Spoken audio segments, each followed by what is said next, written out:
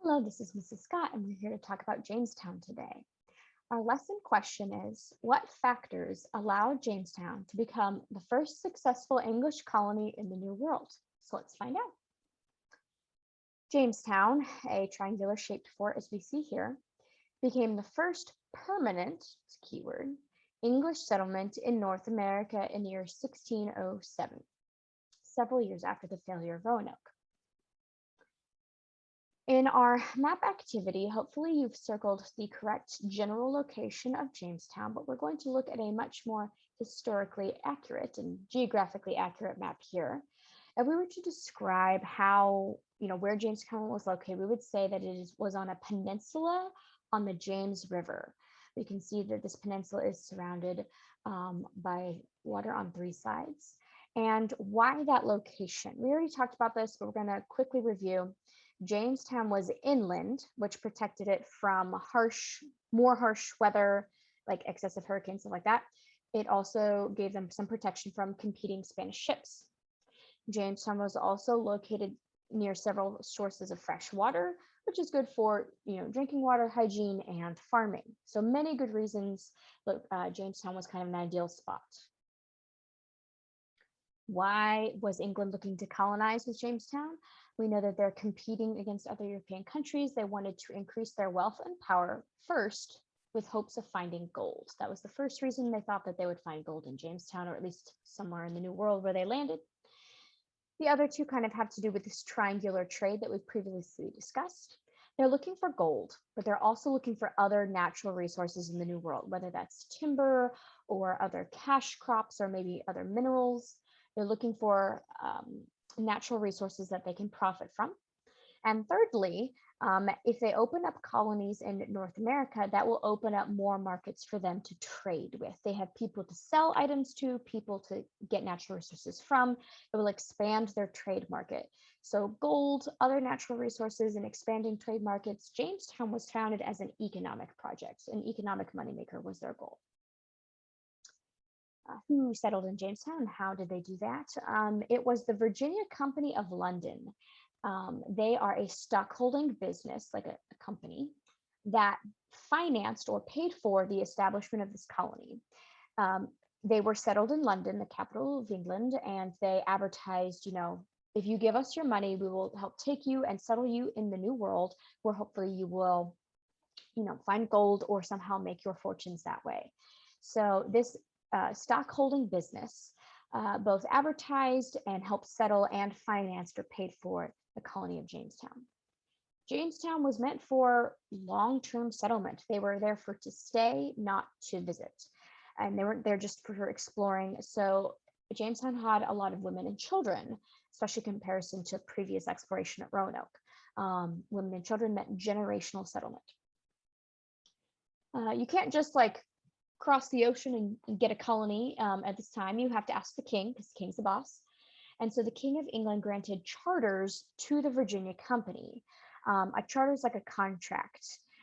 It was an agreement with the king that would allow groups of people or individuals to settle in the New World as long as they made money for England and stayed loyal. So there are several different types of charters we'll talk about later, but it's basically a contract. And what did this contract say? First of all, it gave the Virginia Company of London, anybody who bought stock and worked with them, the right to settle in the new land. It started an important trend. Once Jamestown became a long-term successful colony, other people, other businesses started looking to the king to get charters to hopefully start their own successful colonies.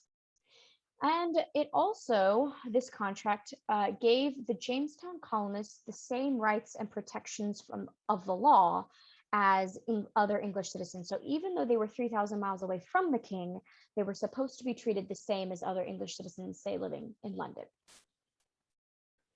The leader of the Jamestown colony, or of the Jamestown colony and of the Virginia Company, is our friend John Smith here. This is Disney's version of him from Pocahontas. And as a leader, he had one main rule, and his main rule was, he that will not work will not eat. It's very no nonsense. It meant that you have to pull your weight, you have to contribute to making this colony successful, or you don't get to partake in it, you don't get to eat. If it was very extreme, they might kick you out. I'm really glad that my parents didn't parent with this philosophy, but it seems harsh, but they were living in extreme circumstances. and it worked for their colony, helped them establish a culture of everybody pulling their weight. John Smith also started a working trade relationship with the local Native Americans led by Chief Powhatan and their tribe. Powhatan had a daughter named Pocahontas. And sorry to burst your bubble, but the whole, Pocahontas John Smith romance as portrayed in the movie, not a thing. Historians have not found reliable evidence for this. That was Disney embellishment. This is a real portrait. This is the real portrait of John Smith. And this is what he actually looked like about the time when he went over there. And this is what Disney made him look like. So you can pause and think about that for a second. The film did get it right that he was injured at some point. He was injured. He did have to return to England in 1609, even though he was only there for 2 years. His kind of no nonsense, everybody must contribute to survive, that culture he helped build did help them become successful in the long term. Jamestown continued to grow without Smith. In 1614, John Rolfe arrived in the colony. This is Disney's version of John Rolfe, as shown in the Pocahontas 2 film. This is a much more historically accurate image of John Rolfe. So again, think about that for a minute. John Rolfe, with the help of the Native Americans, found that tobacco would be what worked best in that climate. And so that became something that they were growing that was very successful. And unfortunately, it helped contribute to the arrival of the first enslaved African Americans in 1619. In 1619, African Americans enslaved arrived in Jamestown and would become the first slaves of what will eventually be the United States of America. The Jamestown colonists never found the gold they were looking for, but what they did find was tobacco. Tobacco was their gold, and it was so successful because of the work of the enslaved African Americans on those tobacco plantations. It was a harsh environment, some challenges. Population growth led to issues with swampland. We see in this chart, which is not showing up, rewind, there we go, in this chart, that their population is growing. We have the dates in this first column, the population in the middle column. This isn't perfect, but it is a fairly well-researched estimate and reasons why. So they're growing. But as they grow, we see this triangle represents the original fort. As they grow north, east, and southeast, they run into this green stuff. And on the map, the green stuff is wetlands, which is code for swamp. Swamps are bad because they have lots of bugs that carry deadly diseases like mosquitoes and malaria. They are squishy, watery ground. Squishy water is bad for farming. Also, they have dirty water, and dirty water is bad for drinking, for cooking, for hygiene. So as population grew, they ran into more swampland, and that led to a whole list of problems. That's issue. Remember, the Virginia Company advertised to people in London, in the city. These are city folk living out in the swamplands. They have no wilderness survival skills. They lacked those survival skills, and so that's going to be a major issue. And winter was not their friend. In the winter between 1609 to 1610, it is known as the starving time. And during that winter, about 80% of the population died due from disease, starvation, frostbite, etc. We can see in our chart, if we go to the height of their population before that winter, we're looking at fall 1609, before the starving time, it was about 380. If we fast forward to spring of 1610, kind of right after the end of that winter, they're down to 90. And so that starving time of 1609 to 1610 was a huge issue. That would be like if 20 kids in a class of 25, which is fairly average, died over the course of one winter. It was very bad.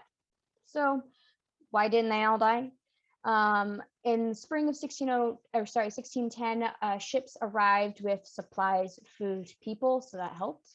That culture of everyone pulling their weight, he that will not work will not eat, helped them to persevere through these challenges.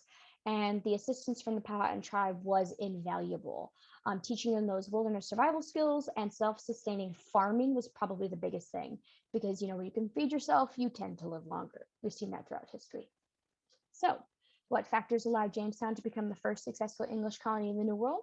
Make sure you're comfortable answering that question before you move on.